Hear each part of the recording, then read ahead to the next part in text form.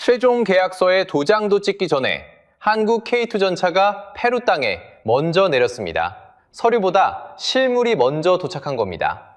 페루는 원래 더 싼 중국 전차를 살 수도 있었습니다. 그런데 그 중국을 뿌리치고 왜 하필 더 비싼 한국을 골랐을까요? 이 거래 정말 우리한테도 남는 장사일까요? 지금부터 페루가 중국을 밀어내고 한국을 택한 결정적 한 수를 여러분의 지갑과 연결해서 함께 파헤쳐 보겠습니다. 자, 여기 상식을 완전히 뒤집는 거래가 하나 있습니다. 지구 반대편 페루의 카야오항, 사막색 위장 도색을 입은 한국산 K2 흡표 전차가 배에서 내렸습니다. K808 백호 장갑차도 6대가 함께 내렸어요. 그런데 이상하죠? 이 거래 아직 최종 계약서에 도장도 안 찍힌 상태였습니다. 시간을 조금 되감아 보겠습니다. 2025년 12월 9일 페루 리마, 현대로템과 페루 육군, 그리고 현지 방산기업 파메가 한자리에 모였습니다. 여기서 오간 건 총괄 합의서예요. 쉽게 말하면 우리 이렇게 갑시다 하는 큰 틀의 약속입니다. 진짜 돈이 오가는 세부 실행 계약은 2026년 6월에서 7월, 그러니까 바로 지금 마무리될 예정이었어요. 정리하면 이렇습니다. 최종 도장은 아직입니다. 그런데 수백억짜리 전차 실물은 이미 지구 반대편에 도착했어요. 서류보다 실물이 먼저 온 겁니다. 배 이름까지 특정됐습니다. 글로비스 세이프티. 선박 추적으로 항로가 그대로 잡혔거든요. 페루는 이걸 정식 구매가 아니라 시험평가 목적으로 들여왔습니다. 안데스 고지대의 새벽 추위에서 시동이 한 번에 걸리는지, 뜨거운 사막과 험한 산악을 번갈아 견디는지 직접 굴려보겠다는 거죠. 돈 내기 전에 실물부터 확인하겠다는 겁니다. 여기서 잠깐, 페루라는 나라 참 특이합니다. 한 나라 안에 안데스 고지대와 사막 해안, 아마존 밀림이 다 섞여 있어요. 전차한테는 지옥 같은 무대죠. K2 흡표는 이런 땅을 노린 듯 만들어졌습니다. 유기압 현수라는 기술로 차체 높낮이를 스스로 조절하거든요. 오르막에선 고개를 들고 사격할 땐 자세를 낮춥니다. 쉽게 말하면 지형에 맞춰 몸을 바꾸는 전차예요. 페루가 굳이 실물을 먼저 불러 굴려보려는 이유가 여기 있습니다. 자, 여기서 핵심입니다. 원래 장사의 상식은 이겁니다. 도장 먼저, 물건은 나중. 돈 받기 전에 물건부터 보내는 장사는 세상에 없어요. 더구나 상대는 지구 반대편, 비행기로 20시간 넘게 걸리는 나라입니다. 그런데 페루와 한국은 그 순서를 뒤집었습니다. 이게 대체 무슨 뜻일까요? 여러분, 동네 단골 가게를 떠올려 보세요. 오래 거래한 손님한테만 외상을 주잖아요. 처음 온 사람한테는 절대 안 주죠. 담보 없이 물건이 먼저 나가는 사이, 그게 바로 신용입니다. 계약서라는 담보가 없어도 실물이 먼저 오갔다는 건 한국과 페루 사이에 이미 그 신용이 두껍게 쌓여 있었다는 증거예요. 국가 사이의 무기 거래도 결국은 사람 사이의 외상과 똑같은 겁니다. 이번 거래 규모부터 만만치 않습니다. K2 흡표 54대에 K808 백호 141대, 다 합쳐 195대입니다. 사업 규모는 약 2조 원, 여기에 15년에 걸친 기술 이전까지 얹혔습니다. 단순히 전차 몇 대 파는 게 아니라 만드는 법까지 넘겨주는 거래라는 뜻이죠. 참고로 K2 완성차가 남의 나라 땅을 밟은 건 폴란드에 이어 이번이 두 번째, 중남미 대륙에선 이번이 처음입니다. 그리고 이 판에서 돈과 신뢰를 함께 쓸어 담는 나라, 바로 한국입니다. 여러분, 이게 남의 나라 얘기처럼 들리시죠? 그런데 지구 반대편 페루가 쥐어짜내는 이 돈이 결국 여러분의 일자리와 세금으로 돌아옵니다. 그 연결고리는 뒤에서 하나씩 풀어드리겠습니다. 이제 페루가 중국을 밀어내고 한국을 택한 결정적 이유를 신용장부 4장으로 하나씩 추적해 보겠습니다. 첫 장은 방금 보셨죠? 서류보다 실물이 먼저. 그런데 여기서 의문이 하나 남습니다. 페루는 대체 왜 하필 한국한테만 이런 외상을 내줬을까요? 물건을 먼저 보낼 만큼 믿었다는 얘기입니다. 그리고 그 믿음은 하루아침에 생긴 게 절대 아니었습니다. 여러분, 그 답은 지난 14년간 쌓인 신용장부에 있습니다. 한국이 대체 뭘 했길래 페루가 그렇게까지 믿었는지 지금부터 그 장부를 한 장씩 넘겨보겠습니다. 신용장부 첫 장은 2012년에 적혔습니다. 한국 항공우주산업이 페루에 KT 웡피 훈련기 20대를 팔았어요. 그런데 그냥 판 게 아닙니다. 현지 조립까지 포함해서요. 페루, 손으로 직접 만들게 해준 겁니다. 완제품만 보내고 끝낼 수도 있었어요. 그런데 첫 거래부터 너희가 만들어라 였던 거죠. 신용의 첫 줄은 그렇게 시작됐었습니다. 두 번째 장은 2024년 3월에 넘어갑니다. 이번엔 배였습니다. HD 현대중공업이 페루 시마 조선소에서 함정을 짓기로 했어요. 여기서도 핵심은 기술 이전이었습니다. 쉽게 말하면요, 물고기를 주는 게 아니라 낚시법을 가르쳐 준 겁니다. 우리 것만 팔고 빠지지 않는다. 너희 산업을 같이 키운다. 이게 두 번째 장에 적힌 약속이었습니다. 하늘에서 시작된 신뢰가 이제 바다로 넘어온 거죠. 세 번째 장을 보면 이번 대박의 씨앗이 보입니다. 페루는 앞서 한국산 K808 장갑차 30대를 먼저 샀거든요. 약 6천만 달러치였습니다. 195대짜리 이번 계약에 비하면 작아 보이죠? 그런데 이 작은 계약이 마중물이 됐습니다. 먼저 30대를 굴려보고 괜찮으니까 판을 키운 거예요.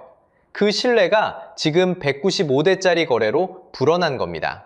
자, 여기서 핵심입니다. 유럽도 중국도 완제품을 팝니다.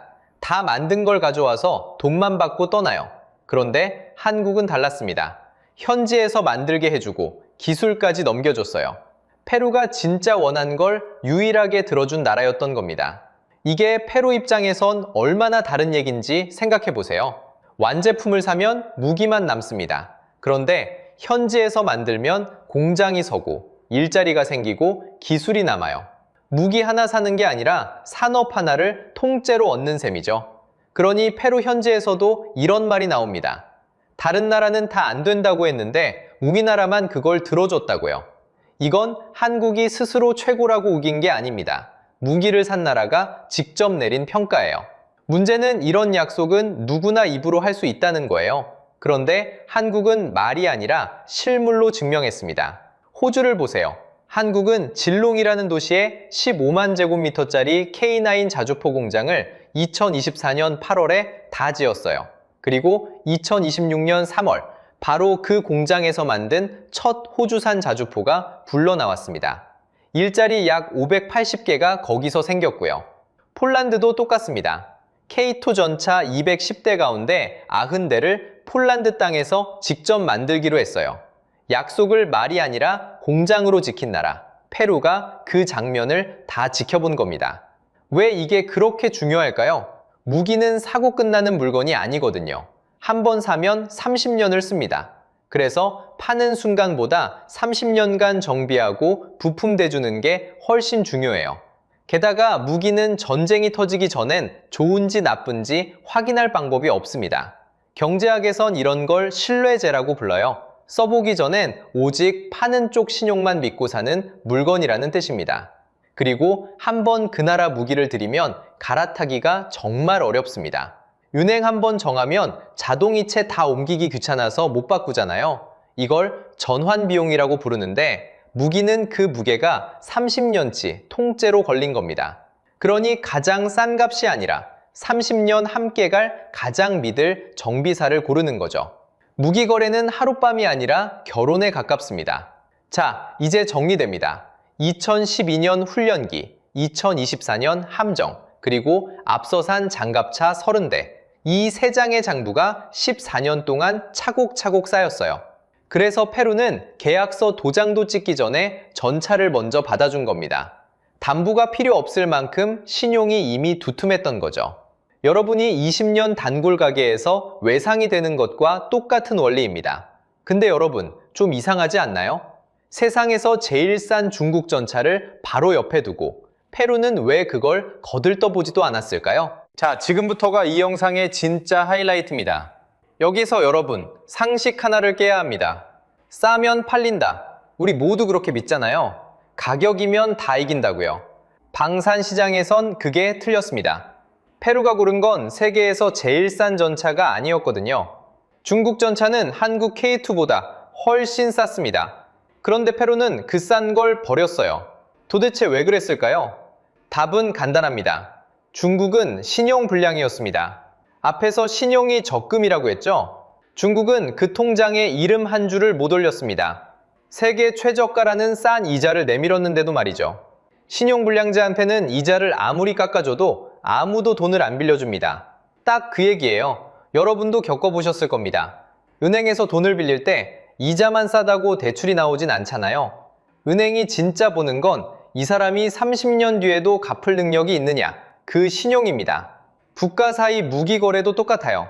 중국은 값은 우려쳤지만 정작 30년을 책임질 신용이 없었던 겁니다. 증거를 하나씩 볼까요?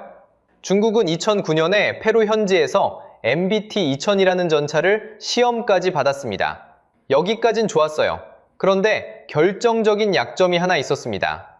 이 전차의 심장, 그러니까 엔진이 중국 게 아니었어요. 우크라이나에서 사온 엔진이었거든요. 바로 여기서 사고가 터집니다. 우크라이나가 이 엔진을 다른 나라로 못 팔게 막아버린 겁니다. 자기 엔진이 중국을 거쳐 남한테 넘어가는 걸 금지한 거예요. 엔진 공급이 뚝 끊기니 판매 자체가 그대로 주저앉았었습니다. 팔고 싶어도 팔 물건을 못 만들게 된 거죠. 쉽게 말하면요, 심장을 남한테 빌려서 단 로봇입니다. 겉모습은 멀쩡해요. 힘도 세 보이죠? 그런데 빌려준 사람이 코드를 뽑으면 그 자리에 딱 멈춰섭니다. 아무리 몸통이 튼튼해도 소용이 없어요. 심장이 남의 손에 있으니까요. 이걸 경제학에선 핵심 기술 종속이라고 부릅니다. 제일 중요한 부품을 남의 손에 맡겨둔 상태. 상대가 마음만 먹으면 언제든 멈출 수 있는 구조인 거예요. 무기를 파는 나라가 정작 자기 무기의 심장을 못 만든다. 이건 치명적인 약점입니다. 한 번의 실수였을까요? 아닙니다. 중국은 2015년에도 VP4라는 신형 전차를 페루에 들이밀었어요. 이번엔 다르다면서요? 결과는 또 채택 실패였습니다. 2번을 시도했는데 2번 다 문턱을 못 넘은 거예요. 싼 이자를 아무리 낮춰도 신용이 없으니 대출이 안 나간 겁니다. 자, 여기서 핵심입니다. 방산에서 진짜 가격은 살 때 붙는 값이 아니에요. 30년을 굴리는 데 드는 전체 비용, 이걸 총 소유 비용이라고 합니다. 쉽게 말해 차값보다 10년 기름값과 정비비가 더 무서운 거죠. 엔진 부품이 남의 나라 정치에 막히면 세계 최저가 전차도 언제 멈출지 모르는 고철이 됩니다. 특히 페루한테는 이게 목숨줄이었어요. 페루는 1973년 이후 들여온 소련제 낡은 전차를 300대 넘게 굴리고 있습니다. 반백년 다 된 고물이에요. 이걸 통째로 갈아야 하는 절박한 상황이었습니다. 게다가 옆나라 라이벌 칠레는 독일제 레오파드2를 140대 넘게 세워두고 있어요. 이런 페루한테 필요한 건 싼 전차가 아니었습니다. 30년을 멈추지 않고 버텨줄 전차였어요. 유사시에 시동이 안 걸리는 전차는 전차가 아니라 그냥 쇳덩어리잖아요. 언제 심장이 멈출지 모르는 물건은 아무리 싸도 살 수가 없었던 거죠. 오해는 마세요. 중국 무기가 다 쓰레기란 얘기가 절대 아닙니다. 방향은 명백하지만 정확히는 핵심 기술 종속이 문제였어요. 심장을 자기 손으로 못 만든 것, 그게 결국 발목을 잡은 겁니다. 여기서 통쾌한 반전이 있습니다. 페루가 중국을 밀어낸 게 아니에요. 중국이 스스로 자기 발등을 찍은 겁니다. 값을 후려친 것도 중국이고 남의 엔진에 심장을 맡긴 것도 중국이었어요. 아무도 중국을 떨어뜨리지 않았습니다.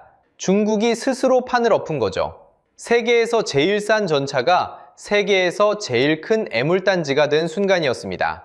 중국이 스스로 엎어버린 그 자리, 한국이 조용히 걸어 들어가 가져갔습니다. 그런데 여기서 진짜 질문 하나가 남습니다. 이 2조 원, 정말 여러분한테도 남는 장사일까요? 자, 그럼 이 2조 원이 정말 여러분한테도 남는 장사인지 따져보죠. 돈의 흐름을 하나씩 뜯어보겠습니다. 그 전에 하나만 미리 말씀드릴게요. 지금부터 보여드릴 돈의 갈래는 실제 원가 공개가 아닙니다. 업계 구조로 짜본 예시 모델이에요. 그래도 이 물길이 어디로 흐르는지는 또렷하게 보이실 겁니다. 이 2조 원이 흐르는 길은 크게 셋입니다. 첫 번째 갈래, 현대 로템 창원 라인이 돌아갑니다. 전차 한 대엔 엔진, 변속기, 두꺼운 장갑이 들어가죠. 이걸 만들어내는 게 1차, 2차 협력업체입니다. 계약서 한 장이 이 사람들의 야근으로 번역되는 거예요. 창원 방산 라인에서 20년 넘게 용접을 해온 김 씨가 있다고 해보죠. 물론 각색한 인물입니다. 페루 계약이 잡히면 김 씨네 공장엔 채용 공고가 붙습니다. 잔업이 늘고 청년 몇 명이 새로 들어오죠. 지구 반대편 계약 한 건이 김 씨의 이번 달 월급이 되는 거예요. 그리고 이 협력업체가 창원에만 있는 게 아닙니다. 강판을 대는 회사, 전자장비를 대는 회사, 나사 하나를 대는 회사까지 전국에 흩어져 있어요. 계약 하나에 전국의 작은 공장들이 같이 숨을 쉬는 겁니다. 여기다 리마에 세울 조립공장 초기 투자만 2억 7천만 달러입니다. 두 번째 갈래, 이게 진짜 핵심이에요. 전차는 파는 순간 끝이 아닙니다. 15년짜리 기술 이전에 정비, 부품, 탄약이 줄줄이 딸려옵니다. 30년을 굴리는 물건이거든요. 한번 팔면 30년을 먹여 살리는 겁니다. 쉽게 말하면요, 물건을 한 번 판 게 아니라 정기예금 통장을 하나 튼 거예요. 원금은 전차값이고 이자는 15년치 부품값이죠. 이게 바로 신용의 배당금입니다. 14년간 쌓은 신뢰가 이제 통장 이자로 돌아오는 거예요. 자, 이제 여러분이 직접 암산해 보세요. 2조가 15년으로 나뉘면 매년 얼마가 한국 공장으로 들어올까요? 한 해 1,000억 단위가 꼬박꼬박 꽂히는 통장인 겁니다. 전차 한 대를 파는 순간 정비도 팔고 부품도 팔고 15년치 일감까지 함께 파는 거죠. 세 번째 갈래는 낙수입니다. 페루는 남미로 들어가는 교두보예요. 여기서 우리 전차가 잘 돈다는 소문이 한번 나면 이라크와 폴란드 후속 계약으로 물길이 번집니다. 첫 지점 하나가 옆 나라로, 또 그 옆 나라로 번지는 구조인 거죠. 그리고 이 돈 결국 여러분과도 닿습니다. 공장이 돌면 법인세가 거치고 노동자가 월급을 받으면 소득세가 거쳐요. 그 세금이 돌고 돌아 여러분 동네 예상이 되는 겁니다. 남의 나라 전차 계약이 왜 내 얘기냐고요? 이렇게 연결되거든요. 그런데 여기서 궁금하실 거예요. 페루가 그렇게 잘 사는 나라도 아닌데 왜 이 큰 돈을 쓸까요? 맞습니다. 페루 1인당 GDP는 약 1만 달러, 한국의 5분의 1 수준입니다. 없는 살림에 쥐어짜서 내는 돈이에요. 이유는 절박한 안보죠. 수십 년 전에 들여온 소련제 낡은 전차 300여 대를 갈아야 하고 바로 옆 라이벌 칠레가 독일제 최신 전차를 몰거든요. 쥐어짜서 내는 돈이니 한국은 더더욱 신용으로 갚아야 할 빚인 겁니다. 자, 이제 진짜 통쾌한 대목입니다. 같은 시기 캐나다를 한번 보세요. 캐나다는 240억 달러짜리 잠수함 사업을 독일 회사에 넘겼습니다. 그 잠수함에 걸린 일자리가 무려 65만 인년이에요. 한 사람이 1년 일하는 자리, 그게 65만 개어치라는 뜻입니다. 그런데 캐나다가 놓친 건 잠수함만이 아니었어요. 여기 딸려있던 한화 지상무기 패키지, K9의 레드백의 천무, 게다가 캐나다산 철강 수요까지 통째로 걷어찼습니다. 자국 공장에서 만들고 자국 노동자를 쓰고 자국 철강을 넣는 조건이었어요. 그걸 스스로 발로 찼습니다. 놓친 건 잠수함 한 척이 아니라 수십 년치 일자리와 공장이었던 거죠. 한국 입장에선 이런 시각도 있어요. 오히려 30% 싸게 팔고 남의 나라에 공장까지 지어줄 뻔한 걸 안 하게 됐다고요. 캐나다는 30년짜리 통장을 제 손으로 해지한 셈입니다. 원금도 이자도 딸려오던 공장까지도 다 밀어낸 거죠. 그리고 그 이자를 지구 반대편 페루가 대신 가져간 거예요. 그러니까 이 통장, 우리한테 남는 장사 맞습니다. 자, 여기서 한국 만세로 끝내면 안 됩니다. 이 승리에는 아직 안 풀린 숙제가 하나 남아있거든요. 먼저 좋은 소식부터 봅시다. 페루는 한국이 남미에 심은 신용의 첫 번째 지점입니다. 여기서 정비와 부품, 기술 이전이 제대로 돌기 시작하면 어떻게 될까요? 옆 나라들이 지켜봅니다. 칠레가 보고 브라질이 봅니다. 저 나라는 약속을 지키는구나. 신용은 이렇게 옆으로 번져요. 은행 지점 하나가 자리를 잡으면 그 동네 전체가 그 은행을 쓰게 되는 것과 같습니다. 노후한 소련제 전차를 굴리는 나라가 남미의 페루만 있는 게 아니거든요. 첫 지점의 평판이 곧 다음 계약의 담보가 되는 겁니다. 지금 페루에서는 그 전차들이 안데스 고지대와 사막을 오가며 성능 시험을 받고 있습니다.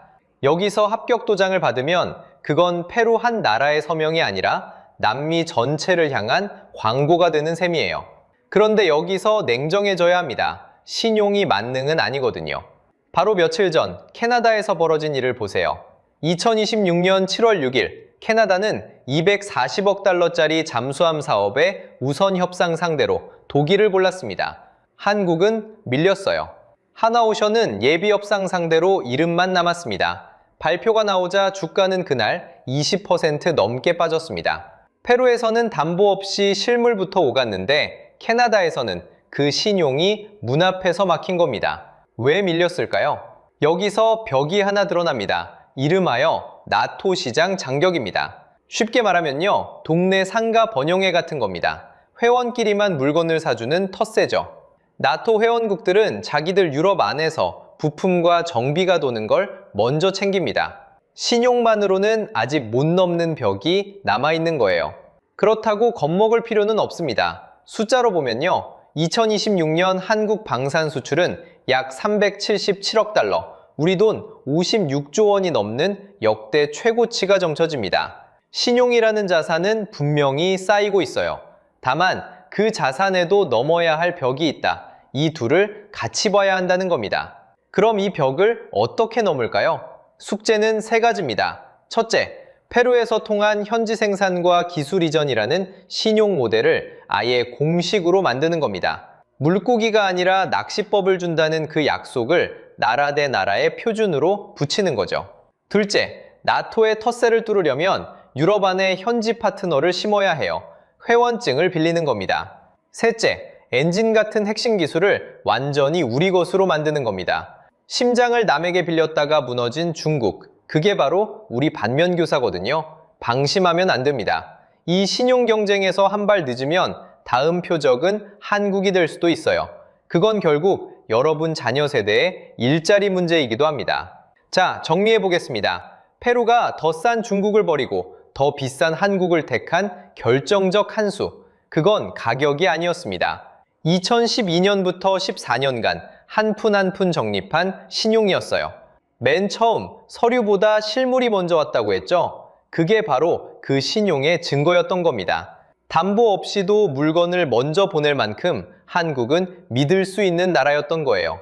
이 신용은 하루아침에 산 게 아닙니다. 훈련기 20대에서 시작해 조선소를 지어주고 장갑차를 먼저 안겨주며 14년을 쌓아 올린 겁니다. 중국이 가격표 한 장으로는 끝내 못 산 것이 바로 이 시간이었어요. 남미의 방산지도는 이미 새로 그려지기 시작했습니다. 여기서 여러분께 묻고 싶습니다. 신뢰 없는 발주국은 아예 입찰에서 빼야 할까요? 그래도 이익이면 팔아야 할까요? 여러분 생각을 댓글로 남겨주세요. 그리고 다음엔 페루 다음 지점 이야기입니다. 폴란드 케이트 3차 계약, 그리고 이라크 케이트 이야기를 준비하겠습니다. 오늘 영상이 유익하고 재밌으셨다면 구독과 좋아요 부탁드리겠습니다. 영상 제작에 큰 힘이 됩니다. 다음 영상에서 뵙겠습니다. 중국 배터리 나가라. 헝가리가 손님을 내쫓는 걸 우리는 강 건너에서 통쾌하게 지켜봤습니다. 그런데 그 칼끝이 지금 우리 삼성 SDI를 겨누고 있습니다. 불과 몇 달 전만 해도 헝가리는 12조 원을 쏟아부어 중국 배터리를 모셔온 나라였습니다. 그런데 오염된 우물 하나가 16년 절대 권력을 무너뜨렸죠. 성난 규제의 칼날은 이제 방향을 틀었습니다. 도대체 왜 그 끝이 중국이 아니라 매출 8조 원대 삼성 SDI 거점을 향한 걸까요? 이 영상을 끝까지 보시면 강 건너 통쾌한 뉴스가 어떻게 여러분의 일자리로 돌아오는지 깨닫게 되실 겁니다. 기준치의 13,000배. 이 숫자 하나를 먼저 던지고 시작하겠습니다. 헝가리 데브레첸에 있는 한 중국 배터리 공장, 그 땅속물에서 검출된 알루미늄 농도입니다. 마셔도 되는 물에 딱 한 컵의 오염만 허용된다면 여기선 13,000컵이 한꺼번에 쏟아진 셈이죠. 상상이 잘 안 되는 숫자입니다. 그런데 이건 상상이 아니라 실제로 헝가리 당국이 측정한 값입니다. 게다가 알루미늄만이 아니었습니다. 비소, 납, 카드뮴. 이름만 들어도 서늘한 중금속들이 줄줄이 함께 나왔거든요. 공장 옆에 뚫어놓은 관측용 우물, 그 지하수가 이렇게까지 망가져 있었습니다. 문제의 주인공은 셈코프라는 회사입니다. 중국의 배터리 분리막 기업이죠. 분리막이란 배터리 안에서 불이 나지 않게 막아주는 얇은 막을 말합니다. 그 회사가 헝가리 땅에 공장을 세워놓고 정작 발밑의 물을 이렇게 만들어버린 겁니다. 이 사달의 시작은 2026년 2월로 거슬러 올라갑니다. 공장에서 사고가 한번 터진 뒤 빗물을 빼내던 배수관을 막아버렸거든요. 그 순간부터 땅속 물은 조용히 그러나 확실하게 병들어가고 있었던 겁니다. 그리고 그 병든 물이 결국 세상 밖으로 드러났습니다. 헝가리 사람들이 가만히 있었을까요? 2026년 6월 24일 지역 주정부가 칼을 빼들었습니다. 즉시 가동 전면 중단. 그냥 생산만 멈추라는 게 아니었습니다. 만드는 것도 고치는 것도 쌓아두는 것도 심지어 청소하는 것까지 다 멈추라고 못을 박았죠. 사실상 공장 문에 대못을 박은 겁니다. 그런데 진짜 통쾌한 장면은 그 다음이었습니다. 데브레첸 시장 라슬로 파프라는 사람이 직접 나섰거든요. 이 사람은 원래 중국 자본을 모셔오는데 누구보다 앞장섰던 인물입니다. 집권 여당 피데스 소속이었고요. 그런 그가 공개적으로 이렇게 말합니다. 셈코프는 신뢰를 저버렸다. 도시를 떠나라. 자기가 데려온 손님에게 자기 입으로 나가라고 등을 떠민 겁니다. 여러분, 이만한 반전이 또 있을까요? 며칠 뒤인 7월 3일에는 데브레첸 시민 약 1,500명이 거리로 쏟아져 나왔습니다. 오염에 항의하고 시장 사퇴까지 요구하는 시위였죠. 우리는 이 장면을 강 건너에서 통쾌하게 지켜봤습니다. 중국 배터리가 유럽 한복판에서 쫓겨나는 사이다 뉴스였으니까요. 여기서 이런 생각 드실 겁니다. 이거 그냥 단순한 환경사고 아니냐고요? 아닙니다. 그렇게 넘기기엔 뒤에 숨은 이야기가 너무 큽니다. 물 한 방울에서 시작된 일이 시장의 입을 열게 하고 거리를 사람들로 채웠습니다. 이 한 방으로 헝가리는 중국을 향해 첫 번째 부메랑을 던졌거든요. 규제라는 이름의 부메랑을 말입니다. 그런데 좀 이상하죠? 이렇게 매몰차게 내쫓을 거면서 헝가리는 왜 처음엔 12조 원이라는 어마어마한 돈을 이 중국 공장에 두 팔 벌려 쏟아부었을까요? 자, 여기서 이상한 점이 하나 있습니다. 쫓아낼 거였으면 애초에 왜 그렇게 큰 돈을 부었을까요? 불과 몇 해 전만 해도 헝가리는 중국 배터리를 두 팔 벌려 모셔온 나라였습니다. 그것도 나라 역사상 가장 두툼한 돈다발을 들고서 말이죠. 중국 최대 배터리 회사 CATL이라는 곳이 있습니다. 이 회사가 헝가리 동부 데브레첸에 세운 공장, 여기 부은 돈이 73억 유로가 넘습니다. 우리 돈으로 약 12조 원이죠. 외국 기업이 헝가리에 부은 단일 투자로는 그 나라 역사상 사상 최대 금액이었습니다. 12조 원. 감이 잘 안 오시죠? 쉽게 말하면요, 웬만한 지방광역시 한 곳에 한 해 살림살이를 공장 하나에 통째로 쏟아부은 겁니다. 우리로 치면 도시 하나가 몇 년 동안 쓸 돈을 배터리 공장 한 곳에 몰아준 셈이죠. 그런데 헝가리는 이걸 마다하기는커녕 오히려 붉은 카펫을 깔고 두 손 모아 모셔왔습니다. 여기서 경제 용어 하나 짚고 가죠. 그린필드 투자라는 말이 있습니다. 쉽게 말하면 남의 나라 빈 땅에 공장을 아예 새로 지어 올리는 외국인 투자입니다. 이미 굴러가는 회사를 사들이는 게 아니라 맨 땅에서부터 시작하는 거죠. CATL 공장이 바로 그 헝가리 역대 최대 그린필드 투자였습니다. 규모를 한번 그려볼까요? 공장 부지만 221헥타르, 축구장 300개를 나란히 붙여놓은 크기입니다. 계획된 생산 능력은 100기가와트시, 전기차 100만 대를 넘게 굴릴 배터리를 매년 이 한 곳에서 찍어내겠다는 겁니다. 여기서 일할 사람만 9,000명이 넘고요. 이 배터리가 어디로 가는지 아세요? 벤츠, BMW, 스텔란티스, 폭스바겐, 이름만 들어도 아는 유럽 자동차의 심장부로 곧장 들어갑니다. 유럽 완성차의 목줄을 중국 배터리가 슬그머니 쥐게 되는 그림이었죠. 한번 이 공장에 배터리를 의존하기 시작하면 다른 데서 쉽게 갈아타기도 어려워집니다. 발을 담근 쪽이 오히려 끌려다니게 되는 구조인 거예요. 이 대목은 뒤에서 다시 소름 끼치게 돌아옵니다. 도대체 왜 이렇게까지 했을까요? 오르반 총리 때문입니다. 이 사람은 서쪽 유럽만 바라보지 않았어요. 서유럽이 잔소리를 늘어놓을 때 그는 동쪽으로 눈을 돌렸습니다. 중국을 향해 문을 활짝 열어젖혔죠. 이른바 동방개방이라 불린 친중 노선이었습니다. 돈의 국적을 따지지 않겠다는 겁니다. 중국이 공장을 지어준다면 세금도 깎아주고 땅도 내주고 규제도 눈 감아주겠다는 거였죠. 그리고 이 도박은 처음엔 기가 막히게 맞아떨어졌습니다. 숫자로 보면요, 헝가리 실업률은 2010년에 11.2%였습니다. 10명 중 1명 넘게 일자리가 없었다는 뜻이죠. 그런데 2019년 이 숫자가 3.4%까지 뚝 떨어집니다. 사실상 완전 고용. 일하고 싶은 사람은 거의 다 일하는 나라가 된 겁니다. 중국 돈이 일자리를 만들고 그 일자리가 표가 되어 돌아왔습니다. 생각해 보세요. 일자리가 없어 도시를 떠나던 청년들이 집 근처 공장으로 출근하기 시작한 겁니다. 부모들은 자식이 곁에 남아 월급을 받는 걸 보며 오르반을 지지했고요. 오르반은 여기에 취해 유럽의 배터리 수도가 되겠다고 큰 소리 쳤어요. 그 자신감의 밑바닥에는 바로 이 12조 원짜리 붉은 카펫이 깔려 있었습니다. 데브레첸 시민들도 이 공장을 도시의 미래라 철석같이 믿었습니다. 여기까지 보면 누구라도 헝가리의 선택이 영리했다고 말할 겁니다. 돈이 들어오고 일자리가 생기고 나라 이름값이 올라갔으니까요. 그런데 여러분, 바로 이 붉은 카펫이 화근이었습니다. 헝가리가 나중에 중국을 향해 던지게 될 부메랑. 그 부메랑을 던질 팔이 다름 아닌 이 거대한 공장이었거든요.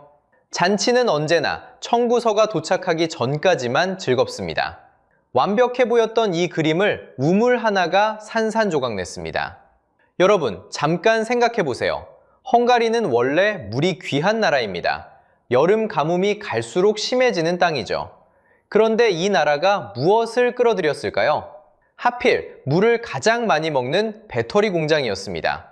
배터리는 만들 때 어마어마한 물을 씁니다. 쇠를 씻고 뜨거운 공정을 식히고 단계마다 물이 들어가거든요. 물이 모자란 나라가 물 먹는 하마를 초대한 겁니다. 이런 걸 자충수라고 부르죠. 스스로 든 수에 스스로 걸려 넘어지는 거예요. 우물 하나를 떠올려 보세요. 우물은 하나인데 두레박이 두 개 걸려 있습니다. 한쪽은 농부, 다른 쪽은 공장이죠. 두 두레박이 동시에 물을 퍼올립니다. 처음엔 둘 다 물을 얻습니다. 그런데 언젠가는 누군가 빈 두레박만 올리게 되죠. 경제학에서는 이걸 공유지의 비극이라고 부릅니다. 모두의 것을 각자 욕심껏 퍼쓰다가 결국 아무것도 남지 않는 구조를 말하는 거예요. 이 땅에서 대를 이어 농사짓던 사람들을 생각해 보세요. 그들에게 물은 곧 밥줄입니다. 그런데 그 물이 어디로 가는지 어느 날 알게 된 거죠. 내 두레박이 비어가는 사이 공장 두레박은 넘치도록 물을 퍼갔습니다. 마음이 어땠을까요? 그 빈 두레박이 올라온 날이 바로 오염 사건이었습니다. 공장 관측정 지하수에서 기준치의 13,000배가 나온 거죠. 성남 민심은 공장 하나에서 멈추지 않았습니다. 화살은 곧장 정권을 향했습니다. 왜 이런 공장을 불러들였나? 왜 우리 물을 내줬나? 분노는 이렇게 번져나갔습니다. 그리고 그 분노가 투표장으로 걸어 들어갔습니다. 2026년 4월 12일 헝가리 총선이 열렸습니다. 결과는 그 자체로 하나의 심판이었죠. 야당 티사가 압승했습니다. 대표는 페테르 마자르라는 인물입니다. 헝가리 의회는 모두 199석입니다. 그중 티사가 약 138석에서 141석을 쓸어 담았죠. 절반을 훌쩍 넘긴 완승이었습니다. 득표율만 봐도 53.6%였거든요. 반대편을 볼까요? 16년을 내리 집권한 오르반 총리의 피데스입니다. 기존 135석에서 단 55석으로 주저앉았습니다. 득표율은 37.8%에 그쳤죠. 숫자로 보면요, 135석이 55석이 된 겁니다. 쉽게 말하면요, 절대 권력이 쥐고 있던 의석 절반 이상이 하룻밤에 증발한 거예요. 헌법까지 뜯어고칠 수 있던 초다수의 힘을 이번엔 야당이 가져갔습니다. 투표율은 어땠을까요? 1990년 민주화 이후 가장 높았습니다. 그만큼 성인한 사람이 많았다는 뜻이죠. 사람들은 두 발로 걸어 나와 손으로 직접 심판했습니다. 오르반은 어떻게 했을까요? 놀랍게도 개표가 끝나기도 전에 패배를 인정했습니다. 그날 밤의 일이었죠. 16년 절대 권력이 그렇게 조용히 막을 내렸습니다. 자, 여기서 부메랑을 다시 떠올려 보세요. 오르반은 중국을 향해 뷰제의 부메랑을 힘껏 던졌습니다. 그런데 그 부메랑이 가장 먼저 벤 것은 무엇이었을까요? 엉뚱하게도 그것을 던진 오르반 자신의 목이었습니다. 우물 하나가 16년 정권을 무너뜨린 겁니다. 자기가 불러들인 공장이 자기 자리를 통째로 삼킨 셈이죠. 이보다 더한 자업자득이 또 있을까요? 여기까지가 우리가 강 건너에서 통쾌하게 지켜본 뉴스입니다. 그런데 진짜 소름 돋는 반전은 바로 지금부터입니다. 정권이 바뀌었습니다. 그런데 이렇게 생각하실 겁니다. 헝가리 정권 바뀐 게 도대체 우리랑 무슨 상관이냐고요. 저 먼 나라의 선거 결과가 내 통장하고 무슨 관계냐고 말이죠. 충분히 그렇게 느끼실 수 있습니다. 하지만 여기서부터 잘 들으셔야 합니다. 바로 이 지점에서 뉴스의 색깔이 조용히 바뀌거든요. 통쾌한 이야기가 등골 서늘한 이야기로 넘어가는 지점입니다. 새 정부가 가장 먼저 꺼내든 카드는 환경 규제였습니다. 신임 환경장관 라슬로 가이도스는 이렇게 선언했죠. 환경 기준을 어기는 배터리 공장은 문을 닫게 하겠다. 말로만 그친 게 아닙니다. 배터리 공장의 오염만 전담으로 감시하고 제재하는 새 기구를 만들겠다고 했습니다. 오직 배터리 공장만 노려보는 감시탑을 세우겠다는 겁니다. 목표 시점은 2026년 9월이었습니다. 여기서 진짜 핵심은 벌금이었습니다. 예전 헝가리의 벌금은 신정부 표현을 그대로 빌리면 상징적인 수준이었습니다. 매출이 조단이든 아니든 그냥 정해진 액수만 내면 끝이었죠. 쉽게 말하면요, 하루에 1억을 버는 공장이나 하루에 100만 원을 버는 공장이나 똑같은 딱지 한 장만 떼는 구조였습니다. 오염을 얼마나 뿜든 벌금은 그대로였죠. 대기업 입장에선 이게 벌금이 아니었습니다. 그냥 통행세, 그냥 자리세였던 셈이죠. 아파도 가렵지도 않은 그야말로 상징적인 숫자였습니다. 그런데 새 정부는 이걸 매출에 연동시키겠다고 나섰습니다. 매출이 클수록 벌금도 눈덩이처럼 불어나는 구조로 말이죠. 경제학에선 이런 걸 오염의 외부 효과라고 부릅니다. 공장이 슬쩍 사회에 떠넘긴 오염 비용을 이제 매출에 비례해 도로 물리겠다는 뜻입니다. 자, 그럼 여기서 여러분이 놓치면 안 되는 질문이 하나 있습니다. 그럼 대체 누가 가장 많이 물게 될까요? 답은 이미 정해져 있습니다.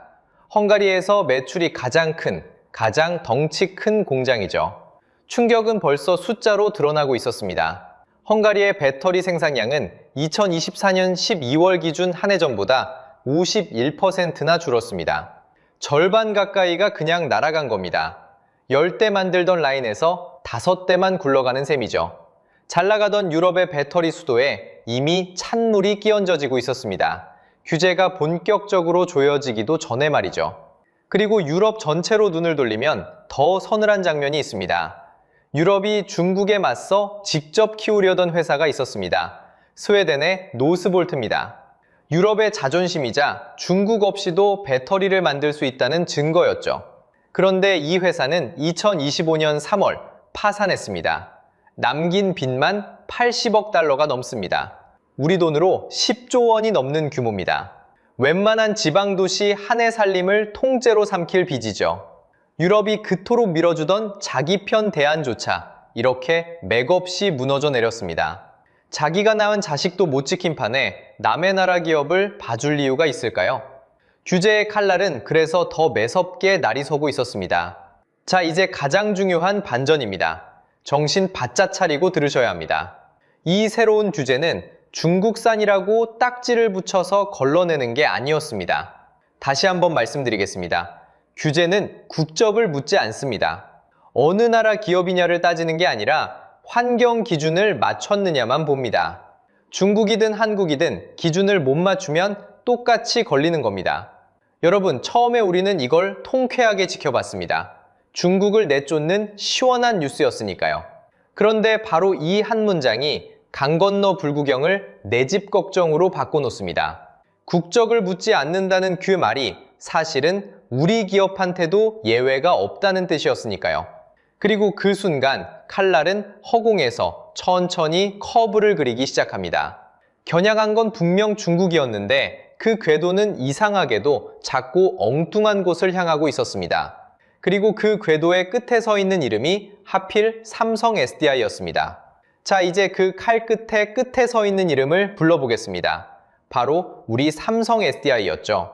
헝가리 괴들이라는 작은 도시에 삼성 SDI의 유럽 심장이 뛰고 있습니다. 이 괴들 공장은 삼성 SDI 유럽 사업의 핵심 거점입니다. 헝가리 법인 한 곳의 매출이 약 8조 원대에 이릅니다. 삼성 SDI 전체 매출의 30%가 넘는 규모예요. 쉽게 말하면요, 회사가 버는 돈 3푼 중에 1푼 넘게 바로 이 헝가리 공장에서 나온다는 겁니다. 그런데 하필 이 거대한 공장이 규제의 칼끝을 정면으로 받고 있었습니다. 여기서 여러분은 이렇게 물으실 겁니다. 규제는 국적을 안 묻는다면서 왜 하필 삼성이냐고요? 답은 벌금 구조에 숨어 있습니다. 앞서 새 정부가 벌금을 매출에 연동하겠다고 했죠. 매출이 클수록 벌금도 눈덩이처럼 불어나는 구조예요. 그러면 누가 가장 위험할까요? 당연히 매출이 가장 큰 공장입니다. 유럽에서 손꼽히게 돈을 많이 버는 배터리 거점이 바로 괴들이었죠. 몸집이 클수록 매길 수 있는 벌금의 자릿수도 커지는 법이거든요. 칼끝이 대형 공장을 향하는 건 감정이 아니라 산수였던 겁니다. 그리고 우리 삼성 SDI는 이미 3번 이 칼날 아래 목을 들이밀었다 겨우 빼냈습니다. 소송으로 이어진 3단계 드라마를 함께 보시죠. 첫 번째, 2024년 5월 부다페스트 법원이 괴들 공장의 환경 허가 효력을 정지시켰습니다. 공장을 돌릴 법적 근거가 잠시 멈춰선 거예요. 두 번째, 2025년 10월 이번엔 지방법원이 그 허가가 위법이라며 아예 취소해버렸습니다. 새 절차를 밟기 전까진 생산을 멈추라는 취지였죠. 여기까지만 보면 공장 문이 닫히기 직전입니다. 조 단위를 쏟아부은 유럽 심장이 판결문 한 장에 멈춰설 판이었던 겁니다. 세 번째, 2026년 2월 초 헝가리 대법원 쿠리아가 하급심을 뒤집었습니다. 환경허가는 유효하다며 마지막 문턱에서 겨우 되살아난 거죠. 겨우 살았습니다. 하지만 생각해보세요. 3번이나 목을 들이밀었다 뺐다는 건 다음에도 안전하다는 뜻이 결코 아닙니다. 칼날은 법정에만 있지 않았습니다. 헝가리 경찰은 2023년 이후로도 삼성 공장을 상대로 환경 관련 형사 절차를 여러 차례 밟아왔거든요. 법원 소송에, 경찰 수사에, 벌금 개편까지 사방에서 조여오는 형국입니다. 여기에 유럽 전기차 수요마저 싸늘하게 식어버렸습니다. 2024년 말 괴들 공장은 수백 명을 내보내고 가동을 잠시 멈췄습니다. 시장이 얼어붙자 삼성 SDI의 글로벌 생산도 10% 가까이 줄었죠. 규제가 조이는 그 순간에 매출까지 흔들리기 시작한 겁니다. 그럼 발을 빼면 되지 않냐고요? 그게 그렇게 간단하지가 않습니다. 삼성 SDI는 이미 헝가리 땅에 조 단위를 묻어버렸거든요. 이걸 경제학에서는 포로 시장이라고 부릅니다. 한번 큰 돈을 묻으면 쉽게 발을 못 빼고 질질 끌려다니는 처지를 말하는 거죠. 공장에 쏟은 돈은 되팔아도 회수가 안 됩니다. 규제가 아무리 조여와도 울며 겨자 먹기로 버틸 수밖에 없는 겁니다. 헝가리도 그 약점을 정확히 알고 있고요. 자, 여기서 핵심입니다. 이건 절대 남의 나라 이야기가 아닙니다. 삼성 SDI는 바로 여러분의 회사일 수 있거든요. 여러분의 연금이 이 회사 주식을 담고 있을 수 있습니다. 여러분의 자녀가 이 회사에 다닐 수도 있고요. 강 건너 불이 아니라 내 지갑에 붙은 불이었던 겁니다. 오해는 마십시오. 삼성이 잘못했다거나 헝가리가 못됐다는 이야기를 하려는 게 아닙니다. 어느 한쪽 편을 들자는 건 더더욱 아니에요. 진짜 문제는 국적을 가리지 않는 규제 구조 그 자체입니다. 중국이든 한국이든 매출이 크고 환경 문턱에 걸리면 똑같이 칼끝 앞에 서게 됩니다. 헝가리가 중국을 향해 던졌던 그 부메랑이 커브를 다 돌아서 이제 정확히 우리 뒤통수를 향해 날아오고 있었습니다. 그렇다면 조 단위를 묻은 우리 기업은 이제 어디로 가야 할까요? 답은 대서양 건너에 있었습니다. 그런데 그 답에도 작은 글씨의 함정이 숨어 있었습니다. 조 단위를 묻은 우리 기업은 이제 어디로 가야 할까요? 많은 분들이 답은 대서양 건너에 있다고 말합니다. 미국으로 가면 3조 원짜리 잭팟이 기다린다는 거죠. 정말 그럴까요? 미국에는 45X라는 제도가 있습니다. 배터리를 미국 땅에서 만들면 돈을 얹어주는 보조금이거든요. 세금을 깎아주는 정도가 아니라 사실상 현금을 쥐어주는 겁니다. 계산은 이렇습니다. 배터리 셀 1kWh에 $35, 여기에 모듈까지 만들면 10달러가 더 붙습니다. 둘을 합치면 1kW 시당 45달러죠. 45달러면 우리 돈으로 약 6만 원입니다. 배터리 1kWh를 만들 때마다 미국이 6만 원씩 손에 쥐어준다는 뜻이거든요. 자, 여기서 이 45달러를 꼭 기억해 두세요. 전기차 한 대에 들어가는 배터리가 대략 80kWh입니다. 1kWh당 45달러니까 차 한 대분이면 약 480만 원이죠. 미국이 전기차 한 대마다 480만 원을 현금으로 얹어주는 셈입니다. 그럼 공장 하나면 얼마일까요? 연 50GWh짜리 공장을 꽉 채워 돌리면 보조금만 한 해 약 3조 원입니다. 이게 바로 그 3조 잭팟의 정체거든요. 1kW 시당 45달러, 차 한 대당 480만 원, 공장 하나에 연 3조 원. 숫자만 보면 이건 복권이 아니라 확정된 돈처럼 보이죠. 그런데 여기서 핵심입니다. 이 복권에는 뒷면이 있습니다. 아주 작은 글씨로 적힌 단서 조항이거든요. 2025년 7월 4일 트럼프 행정부가 이른바 OBBBA라는 법에 서명했습니다. 결론부터 말하면 45X 자체는 살아남았습니다. 폐지되지 않았죠. 그런데 그날 이후로 무서운 조건 하나가 새로 붙었습니다. 금지된 외국 우려기업, 이른바 FEOC의 물질적 지원을 받아 만든 부품은 공제에서 빠집니다. 쉽게 말하면요, 중국을 지워야 돈을 준다는 겁니다. 그러니까 3조 잭팟은 무조건이 아니에요. 철저히 조건부입니다. 공급망에서 중국을 걷어낸 배터리에게만 그 480만 원이 열리는 거죠. 그런데 여기서 씁쓸한 자부심이 하나 생깁니다. 중국의 저가 배터리, 이른바 LFP는 이 탈중국 시험대를 넘기가 어렵거든요. 반대로 한국의 NCM 배터리는 다릅니다. 멀리 가고 추운 날씨에도 힘이 잘 빠지지 않는 고성능 배터리죠. 이 시험대를 통과할 여지가 있습니다. 같은 부메란을 두고 미국과 유럽은 대응이 정반대입니다. 미국은 현금을 얹어주며 중국을 지우라는 조건을 걸었죠. 유럽은 아예 관세와 규제로 문을 걸어 잠갔습니다. 이유가 중국산 전기차에 매긴 상계 관세는 7.8%에서 35.3%에 이릅니다. 협조한 기업은 21% 안팎이었고요. 이 관세는 2024년 10월 30일부터 발효됐습니다. 자, 여기서 한국 만세로 끝내면 안 됩니다. 통과할 여지가 있다는 것과 이미 통과했다는 것은 전혀 다른 이야기니까요. 부메랑을 피하려 대서양을 건넜더니 이번엔 중국을 지워야 준다는 또 다른 조건이 기다리고 있었습니다. 헝가리를 벗어나도 부메랑은 형태만 바꿔 다시 날아온 거예요. 결국 이 모든 부메랑이 우리에게 남긴 질문은 하나입니다. 자, 이제 처음에 그 장면으로 돌아가 보겠습니다. 헝가리가 중국을 향해 던진 규제의 부메랑, 그 칼끝은 결국 어디에 꽂혔을까요? 가장 먼저 16년을 버틴 오르반 정권의 목을 베었습니다. 그리고 허공에서 커브를 그리며 날아가 국적을 묻지 않은 채 우리 삼성 SDI의 뒤통수까지 겨눴습니다. 여기서 핵심입니다. 자본에는 국경이 없습니다. 그런데 규제와 환경 비용에는 국적이 없습니다. 강 건너 남의 집 불구경인 줄만 알았던 그 불씨가 결국 우리 집 처마로 옮겨 붙은 겁니다. 이건 시대가 통째로 바뀌고 있다는 신호입니다. 기업이 국가를 골라다니던 시대는 저물고 있습니다. 이제는 국가가 기업을 심판하는 시대예요. 실제로 2027년 2월 18일 유럽은 배터리 여권제를 시작합니다. 배터리 하나하나의 탄소 발자국과 공급망 이력을 다 붙이라는 거죠.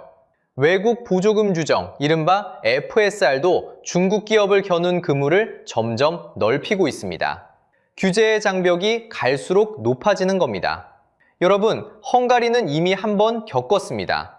2008년 싼 이자에 홀려 스위스 프랑으로 빚을 냈다가 온 나라가 휘청였죠. 달콤할 때 손 내밀고 위기 때 목을 조르는 것. 자본은 이렇게 언제나 두 얼굴을 가집니다. 그리고 이 이야기는 오늘 당장은 기업의 숫자로만 보입니다. 그런데 그 8조 원짜리 공장이 흔들리면요. 흔들리는 건 결국 여러분의 자녀가 몇 년 뒤 지원할 일자리입니다. 그렇다면 우리 기업은 무엇을 해야 할까요? 답은 세 가지로 좁혀집니다. 첫째, 공급망에서 중국을 걷어내고 현지 환경 규제에 미리미리 대응하는 겁니다. 사고가 터진 뒤가 아니라 터지기 전에 움직여야 합니다. 둘째, 미국과 유럽 어느 한쪽에만 목을 매지 않는 겁니다. 두 시장으로 위험을 나눠 담아야 하는 거예요. 셋째, 배터리의 심장인 핵심 광물, 이건 반드시 우리 힘으로 확보해야 합니다. 이 세 가지는 이제 선택이 아니에요. 부메랑이 날아드는 시대를 버텨내기 위한 최소한의 조건입니다. 자, 이제 여러분께 묻겠습니다. 이번 부메랑의 진짜 책임은 어디에 있을까요? 첫째, 무리하게 공장을 유치한 헝가리 정부일까요? 둘째, 환경관리를 소홀히 한 기업일까요? 셋째, 애초에 국적이란 게 없는 자본의 구조 그 자체일까요? 그리고 하나 더, 여러분의 주식, 여러분의 연금, 여러분 가족의 일자리 중에 배터리 산업과 얽힌 것이 있다면 댓글로 꼭 들려주세요. 부메랑을 피해 대서양을 건넌 우리 기업, 그곳엔 3조 원짜리 잭팟이 기다리고 있었습니다. 그런데 그 복권 뒷면엔 깨알 같은 단서 조항이 숨어 있었죠. 왜 하필 그 탈중국 시험대에서 유독 K배터리만 웃을 수 있는지 그 미국 캔크는 다음 영상에서 낱낱이 파헤쳐보겠습니다. 오늘 영상이 유익하고 재밌으셨다면 구독과 좋아요 부탁드리겠습니다. 시청해주셔서 감사합니다.